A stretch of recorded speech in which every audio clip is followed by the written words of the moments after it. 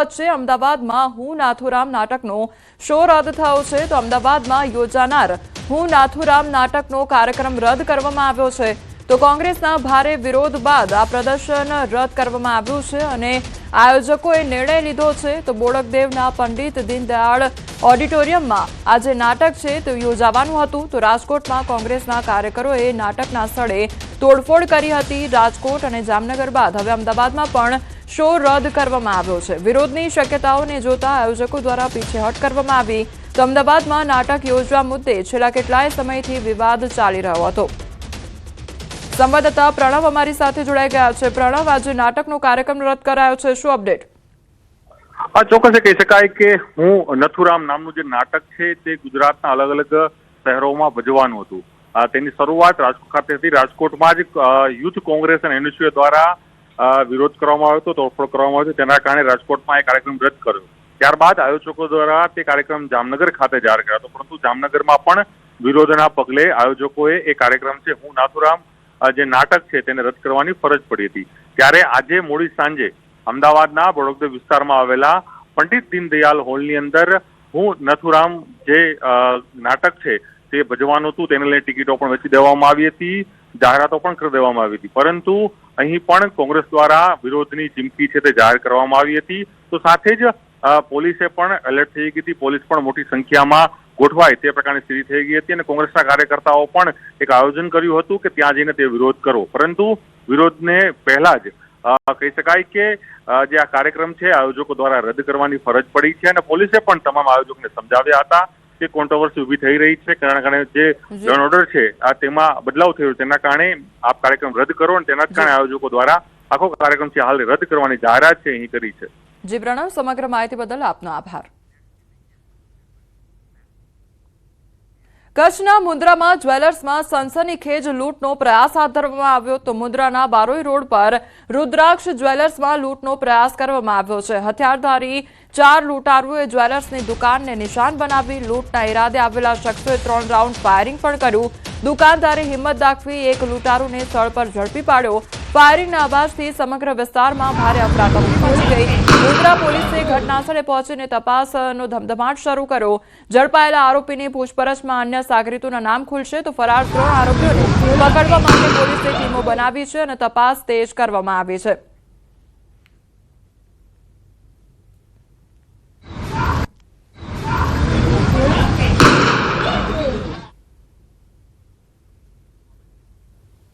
તો કચ્છના મુન્દ્રાનો આ મામલો સામે આવ્યો છે કે જ્યાં રુદ્રાક્ષ જ્વેલર્સના જે શોપ હતી તેમાં લૂંટારો ત્રાટક્યા હતા અને તેમના દ્વારા ફાયરિંગ પણ કરવામાં આવ્યું હતું તો જે વેપારી હતો તેના દ્વારા હિંમત દાખવવામાં આવી અને એક લૂંટારુને ઝડપી પાડવામાં આવ્યો હતો તો પોલીસ પણ ઘટનાસ્થળે પહોંચી આવી અને ત્યારબાદ તપાસ હાથ ધરી છે અન્ય જે સાગરીતો છે તેમના પણ નામનો ખુલાસો થશે અન્ય ખુલાસા પણ થઈ શકે છે તે અંગેનું પણ અપડેટ સામે આવી રહ્યું છે તો ફાયરિંગ થવાને કારણે જે આસપાસમાં લોકો હાજર હતા તેમનામાં પણ અફરાતફરીનો માહોલ સર્જાઈ ગયો હતો સંવાદદાતા મેહુલ અમારી સાથે જોડાઈ ગયા છે મેહુલ જ્વેલર્સમાં લૂંટારો ત્રાટકા ફાયરિંગ કરવામાં આવ્યું કયા પ્રકારની પરિસ્થિતિ સર્જાઈ હતી ચોક્કસથી વાત કરવામાં આવે તો મુન્દ્રાના બારોઈ રોડ પર આવેલ રુદ્રાક્ષ જ્વેલર્સ છે તેમાં બપોરના સમયે છે તે લૂંટનો પ્રયાસ થયો હતો અને 4 જેટલા હથિયારધારી શખ્સો છે તે દુકાનમાં ઘૂસી આવ્યા હતા અને લૂંટના ઈરાદે શખ્સોએ 3 રાઉન્ડ જેટલું ફાયરિંગ કર્યું હોવાનું સ્થાનિકેથી જાણવા મળ્યું હતું તો દુકાનદાર છે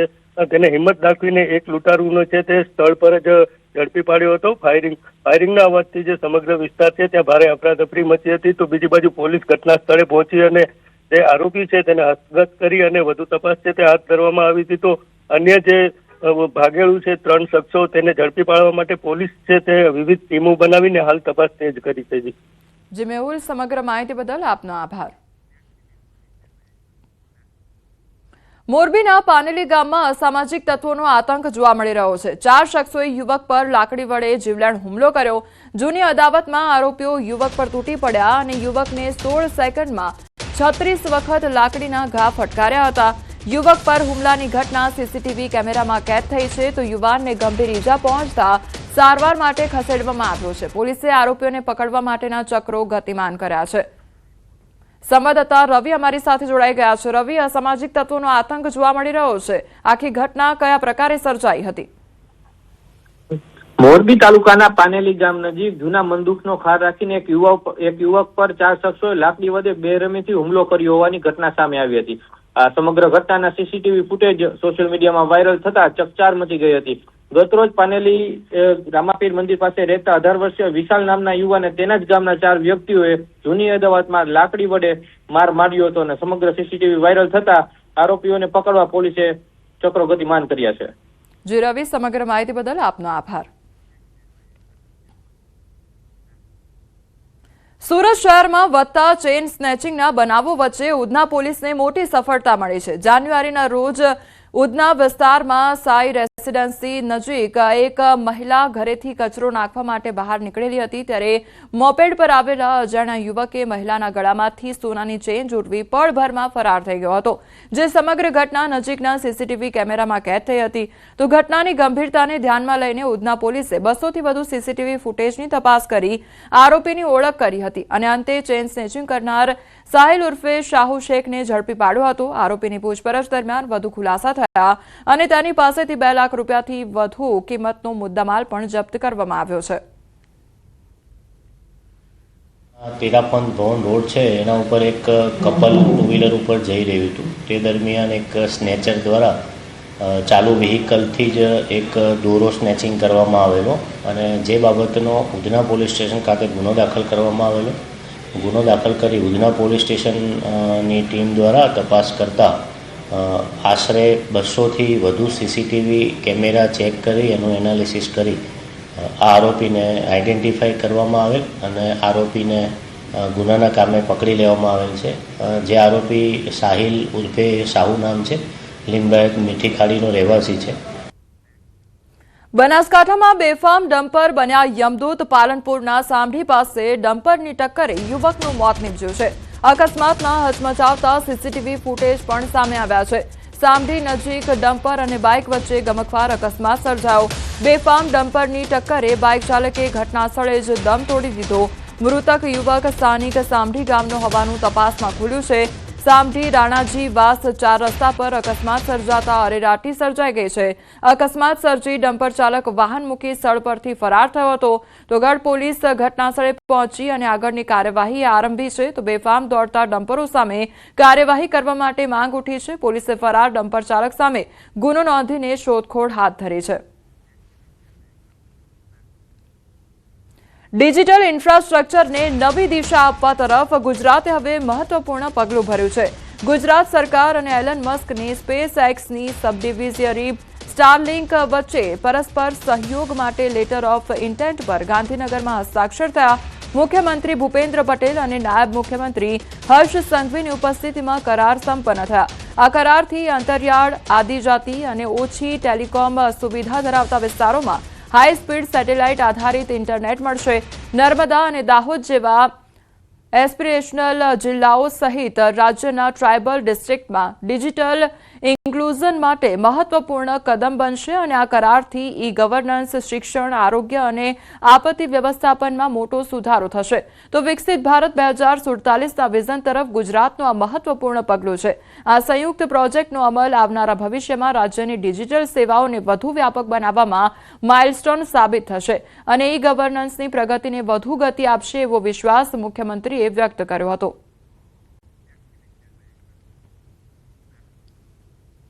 ચોથા વર્ગના કર્મચારીઓની આવાસ અંગેની રજૂઆત કરવામાં આવી છે. તો વર્ગ 4ના કર્મચારીઓની આવાસ માટે મુખ્યમંત્રીને રજૂઆત કરવામાં આવી છે. છેલ્લા 20 વર્ષથી કર્મચારીઓ કરી રહ્યા છે માંગણી. તો પ્રધાનમંત્રી આવાસ યોજનામાં 2 BHK મકાન આપવા માંગ કરવામાં આવી છે.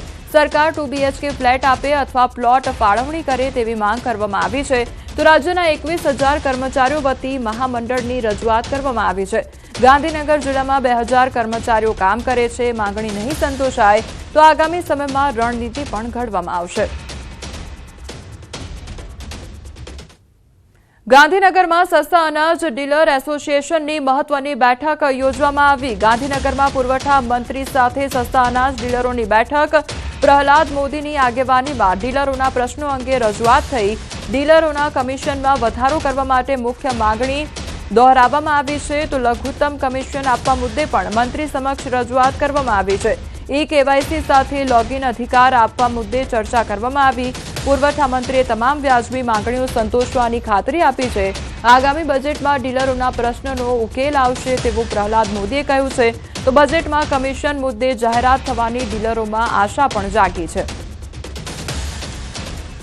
મિનિમમ અમારું કમિશન 20,000 જે છે એનું 30,000 કરવાનું. આજે અમારી મહત્વની બે માગણીઓ. ત્રીજું હતું કે ભાઈ અમારા કુટુંબના એક વ્યક્તિનું KYC લઈને લોગિંગ કરવાનો અધિકાર આપો. ચોથું અમારું જીવતા વારસાઈનું. આ બાબતે રમણભાઈ સાથે અમારા પુરવઠા મિનિસ્ટર કેબિનેટ સાથે ચર્ચા થઈ. એમને કહ્યું કે તમારી આ બધી માંગણીઓ હાલ પ્રોસેસમાં છે. બજેટ બેઠક સુધીમાં આનો નિર્ણય જાહેર થઈ જશે. રાજકોટ કોંગ્રેસમાં ચાલતા જૂથવાદને લઈને ભાજપે હવે આકરા પ્રહાર કર્યા છે. ભાજપના પ્રવક્તાએ જણાવ્યું કે કોંગ્રેસમાં આંતરિક વિખવાદ કોઈ નવી વાત નથી. તે ભીતે ચિતરેલા જેવી સ્પષ્ટ છે. ત્યારે પરિવારવાદ અને જૂથવાદ કોંગ્રેસની કાયમી નીતિ હોવાના આક્ષેપ કરતા ભાજપે કહ્યું કે સંગઠન મજબૂત કરવાને બદલે કોંગ્રેસના નેતાઓ અંદરોઅંદર લડાઈમાં વ્યસ્ત છે અને પ્રજાના પ્રશ્નો ભૂલાઈ ગયા છે. જો કોંગ્રેસમાં આંતરિક વિખવાદ એ સામે ભીતે ચિત્રેલા સૂરજ જેવી વાત છે. બહુ સ્વાભાવિકપણે આ પ્રક્રિયા કોંગ્રેસમાં ચાલતી હોય છે. કારણ કે કોંગ્રેસ એ એક પરિવારવાદની પાર્ટી છે અને એટલા જ કારણે કોંગ્રેસમાં અનેક જૂથ બનેલા છે. તો કોંગ્રેસમાં દરેક માણસને કંઈકનું કંઈક જવાબદારી આપવી એક આ સિસ્ટમ રહેલી છે. એટલે કોંગ્રેસને એના આ વિખવાદ બદલ શુભેચ્છા પણ પાઠવું છું. સુરેન્દ્રનગરમાં શહેરના મુખ્ય બસ સ્ટેન્ડથી કલેક્ટર કચેરી સુધી કોંગ્રેસ રેલી યોજી. SIR કામગીરીના ઝુંબેશમાં મતદારોના નામ રદ કરવા મુદ્દે કોંગ્રેસે વિરોધ નોંધાવ્યો છે. તો SIR કામગીરી દરમિયાન સુરેન્દ્રનગરમાં ચોક્કસ જ્ઞાતિના મતદારોના નામ રદ કરવા માટે ફોર્મ નંબર 7 મોટા પ્રમાણમાં ભરાયા હોવાનો આક્ષેપ પણ કરવામાં આવ્યો. કોંગ્રેસે 3 દિવસમાં કાર્યવાહી નહીં થાય તો 13 ફેબ્રુઆરીએ રસ્તા ચક્કાજામની પણ ચીમકી ઉચ્ચારી છે. સુરેન્દ્રનગર જિલ્લા કોંગ્રેસ સમિતિ દ્વારા સમગ્ર જિલ્લાની અંદર જે રીતે SIRમાં ફોર્મ નંબર 7ના નામે લોકોના મતનો અધિકાર છીનવવાનું જે પાપ થઈ રહ્યું છે એ ગોલમાલ અટકાવવા માટે આજે કલેક્ટરશ્રીને આવેદનપત્ર વિસ્તૃતમાં આપ્યું છે. અને સાથોસાથે એ જ વસ્તુ અમે આ છેતરપિંડી ખોટા દસ્તાવેજ બનાવનાર તેની સામે ભારતીય દંડ સંહિતાની કલમ મુજબ પોલીસ વડાને પણ અમે વિનંતી કરી છે કે આ સમગ્ર બાબતની તપાસ થાય. ત્યારે આ બીજી આઝાદીની લડત લડવા માટે સુરેન્દ્રનગર જિલ્લાની ધરતી ઉપર સમગ્ર રેલી સ્વરૂપે લોકો મોટી સંખ્યામાં જોડાયા છે. આ ષડયંત્રની અંદર જે લોકો સામેલ છે એની સામે ફોજદારી કાર્યવાહી કરવાની માંગ સાથે હજારોની સંખ્યામાં જ કલેક્ટર કચેરી આવીને કલેક્ટરને અમે આવેદનપત્ર આપ્યું છે. અને આજે અત્યારે અમે SP સાહેબને પણ આવેદનપત્ર આપ્યું છે. કારણ કે BNS ની વિવિધ ધારાઓ હેઠળ પણ આ ગુનો બને છે. અને જો અમે એમને વિનંતી કરી છે કે 13 તારીખ સુધીની અંદર જો કોઈ નક્કર કાર્યવાહી નહીં થાય તો સુરેન્દ્રનગર જિલ્લાની અંદર અમે રોડ રસ્તા ચક્કાજામ કરી અને અમે સજ્જડ વિરોધ નોંધાવવાના છીએ. કે ફોર્મ નંબર 7 ભરનારા ખોટા છે તો ફોર્મ નંબર 7 ભરનારા ઉપર FIR થવી જોઈએ. બંને પક્ષ ક્યારેય સાચા ન હોઈ શકે. બેમાંથી એક જ પક્ષ સાચો છે. જો ચૂંટણી પંચ સાચું હોય તો એ લોકોએ સંજ્ઞાન લઈ અને આના ઉપર FIR દાખલ કરવી જોઈએ. નડિયાદની દિનશા પટેલ નર્સિંગ કોલેજના વિદ્યાર્થીના આપઘાત કેસમાં પોલીસે તપાસનો ધમધમાટ શરૂ કર્યો છે. મૃતક વિદ્યાર્થીના પરિવારજનોએ કોલેજના પ્રિન્સિપાલ, 3 મહિલા પ્રોફેસરો અને અન્ય એક શખ્સ સહિત કુલ 5 લોકો સામે આત્મહત્યાની દુષ્પ્રેરણા અને એટ્રોસિટી એક્ટ હેઠળ ફરિયાદ નોંધાવી છે. પોલીસે ટેકનિકલ અને સાયન્ટિફિક પાસાઓ પર વિશેષ ભાર મૂક્યો છે. કોલેજ કેમ્પસના CCTV ફૂટેજ જપ્ત કરવામાં આવ્યા છે, જેથી મૃતકની છેલ્લા દિવસોની ગતિવિધિઓ અને આરોપીઓ સાથેના તેના વ્યવહારનો તાગ મેળવી શકાય. 5 આરોપીઓ હાલ પોલીસ પકડથી દૂર હોવાથી તેમને ઝડપી પાડવા માટે પોલીસે ચક્રો ગતિમાન કર્યા છે. એમના કોલેજના અમુક પ્રોફેસરો અને કોલેજના પ્રિન્સિપાલ દ્વારા એમની કોઈ પજવણી કરવામાં આવેલી હતી. એમને થોડા પરેશાન કરવામાં આવેલા હતા અને ત્યારબાદ સુસાઇડ નોટ લખીને એમને આત્મહત્યા કરેલી છે.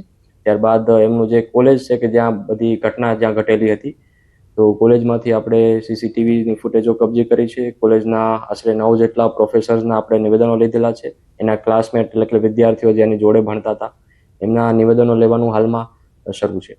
4 કે 5 દિવસ પર અમને લોકોને અહીંયા દિનશા પટેલ કોલેજમાં બોલાયા હતા અને ત્યાં આગળ મારા છોકરાને એમ કહ્યું કે અમે અઠવાડિયું તારું BO જોઈશું, નહીં લાગે તો તને સર્ટી આપી દઈશું અને એના ના હોય બધા એ કર્યા હતા, ઇસ્યુ બધા ઓપન કર્યા હતા, બધી કોલેજના શિક્ષકોને બધા એક થઈ ગયેલા અને એકલો પાડ્યો તો આના મનમાં લાગી આવ્યું એટલે આ પગલું ભર્યું છે.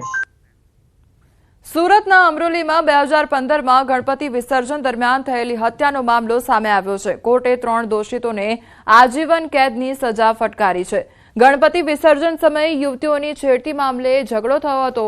ઝઘડો પૂર્ણ થયા બાદ બંને પક્ષકારો ગણપતિ વિસર્જન કરી મોડી સાંજે આવ્યા બાદ ફરી આ મામલો બીજગ્યો હતો. આ ઝઘડામાં પ્રમોદ અને રાહુલ નામના યુવાન ઉપર ચપ્પુ વડે જીવલેણ હુમલો કરાતા બંનેનું ઘટનાસ્થળે જ મોત નીપજ્યું હતું. અંકલેશ્વર તાલુકાના પાનોલી નજીક ગોડાદરા ગામ તરફ જઈ રહેલો માછલી ભરેલ ટેમ્પો અચાનક પલટી જતા વિસ્તારમાં અફરાતફરી સર્જાઈ હતી. સ્ટીયરિંગ પરથી ચાલકનો કાબુ છૂટતા ટેમ્પો રોડ પર પલટી ગયો હતો, જેમાં ટેમ્પામાં ભરેલી માછલી રસ્તા પર વિખેરાઈ ગઈ હતી. ઘટનાની જાણ થતાં આસપાસના લોકો સ્થળે દોડી આવ્યા હતા અને કેટલાક લોકોએ માછલીની લૂંટ પણ ચલાવી હતી. સદનસીબે અકસ્માતમાં ટેમ્પો ચાલકને કોઈ ઈજા પહોંચી નથી. સુરતમાં ખાણીપીણીના વેપારીઓ પર પ્રશાસનની લાલ આંખ જોવા મળી છે. સ્થાયી સમિતિ ચેરમેનના આદેશ બાદ સુરત ફૂડ વિભાગ એક્શન મોડમાં આવી ગયું છે. આરોગ્યના મુદ્દે રાજન પટેલના આકરા વલણ બાદ તંત્ર દોડતું થયું છે. ફૂડ વિભાગની રોજની કામગીરીનો વિગતવાર અહેવાલ આપવો પડશે. આરોગ્ય વિભાગના વડાએ ફરજિયાત પરફોર્મન્સ રિપોર્ટ જાળવવો રહેશે. ત્યારે મનપા કમિશનર સમક્ષ દર મહિને રજૂ કરાશે કામગીરીનો રિપોર્ટ. શહેરના વિવિધ ઝોનમાં ખાદ્ય સામગ્રીના સેમ્પલિંગની પ્રક્રિયા તેજ થઈ છે. ભેળસેળિયા તત્વો પર રોક લગાવવા પાલિકા તંત્રનો સપાટો બોલાવવામાં આવ્યો છે. FSSAI એક્ટ 2006 અંતર્ગત અમારે જુદી જુદી સંસ્થાઓમાં જુદી જુદી ખાણીપીણીના નમૂના લેવાની કાર્યવાહી કરવાની હોય છે. જે નમૂનો અમને શંકાસ્પદ લાગે તેનો અમે નમૂનો લઈને પરીક્ષણ અર્થે સુરત મહાનગરપાલિકા ફૂડ પબ્લિક હેલ્થ લેબોરેટરી મોકલીએ છીએ. મતદાર યાદી મુદ્દે કોંગ્રેસ દ્વારા કરવામાં આવી રહેલા વિરોધ પ્રદર્શન પર ભાજપે જવાબ આપ્યો. ભાજપ પ્રવક્તા અનિલ પટેલે જણાવ્યું કે કોંગ્રેસને ચૂંટણી પંચની પ્રક્રિયા અને નિયમોની સમજ વગર વિરોધ કરવાની આદત છે. તેમણે સ્પષ્ટ કર્યું કે હાલ ફાઇનલ મતદાર યાદી જાહેર થઈ નથી અને તેથી કોંગ્રેસનો વિરોધ સ્થાને છે. અને તેમણે કહ્યું કે ફોર્મ નંબર 7 અને ફોર્મ નંબર 6 અંગે કોંગ્રેસમાં જ્ઞાનનો અભાવ છે. કોંગ્રેસની હાલત કહેતા ભી દીવાના સુનતા ભી દીવાના જેવી છે. ને SIR શું છે એ જ ખબર નથી. એટલે કહેવત મને યાદ આવે છે કે કહેતા બી દીવાના ઓર સુનતા બી દીવાના. કોંગ્રેસને એ ખબર હોવી જોઈએ કે ફોર્મ નંબર 7 ક્યારે ભરી શકાય, ફોર્મ નંબર 7 કોણ ભરી શકે અને ફોર્મ નંબર 7 ભરવાની પ્રક્રિયા શું છે. અને કોંગ્રેસ બૂમાબૂમ કરવા માંડી છે અને એક પ્રકારનું અરાજકતાનું વાતાવરણ ઊભું કરવા પ્રયત્ન કરે છે. એટલે કોંગ્રેસે ચૂંટણી પંચ ફાઇનલ યાદી ડિક્લેર કર્યાની રાહ જોવી જોઈએ. સુરતના પ્રવાસે આવેલા બીજેપીના પૂર્વ મંત્રી સ્મૃતિ ઈરાનીએ કાર્યાલયની મુલાકાત લીધી. અહીં તેમણે બજેટને લઈને માહિતી આપી છે. સ્મૃતિ ઈરાનીએ જણાવ્યું કે બજેટને સર્વત્ર આવકાર મળ્યો. બાયોફાર્મા ક્ષેત્રમાં 10,000 કરોડનું રોકાણ કરવામાં આવ્યું છે. ભારત વિશ્વભરમાં 7% વેક્સિનની સપ્લાય કરે છે અને ઇલેક્ટ્રોનિક એક્સપોર્ટમાં ભારતને પ્રથમ ક્રમે લાવવા માટે રૂપરેખા તૈયાર કરાઈ છે. મહિલાઓના વિકાસ માટે શ્રી માર્ટને પણ આવકાર મળ્યો છે. बायोफार्मा शक्ति के संदर्भ में विशेष इसलिए है क्योंकि आज विश्व में 60% वैक्सीन भारत और भारतीय कंपनियों द्वारा विश्व भर में पहुंचाया जाता है. देश में 10 करोड़ महिलाएं सेल्फ हेल्प ग्रुप के माध्यम से देश की अर्थव्यवस्था में उत्तम योगदान दे रही हैं. उनके लिए शी मार्ट की घोषणा भी आज बजट की चर्चा जब हुई नागरिकों के साथ, संगठनों के साथ, उसमें उसका भी समर्थन नागरिकों द्वारा हमें प्राप्त हुआ. જામનગર મનપાનું વર્ષ 2026-27નું કરવેરા વધારા સાથેનું 1,860 કરોડનું ડ્રાફ્ટ બજેટ રજૂ કરાયું હતું. પરંતુ ડ્રાફ્ટ બજેટમાંથી તમામ નવા કરવેરાઓના વધારા રદ કરવામાં આવ્યા છે. જૂના કરવેરા યથાવત રાખી 1854.10 કરોડના બજેટની સ્ટેન્ડિંગ કમિટીએ બહાલી આપી છે. અને આ બજેટમાં ખાસ સાંસદ પૂનમબેનની ભલામણને ધ્યાને લઈ સ્મશાનમાં અંતિમ વિધિ માટે ન લેવાતા ચાર્જની પણ ચૂકવણી મનપાના ભંડોળમાંથી આપવાની જાહેરાત કરવામાં આવી છે.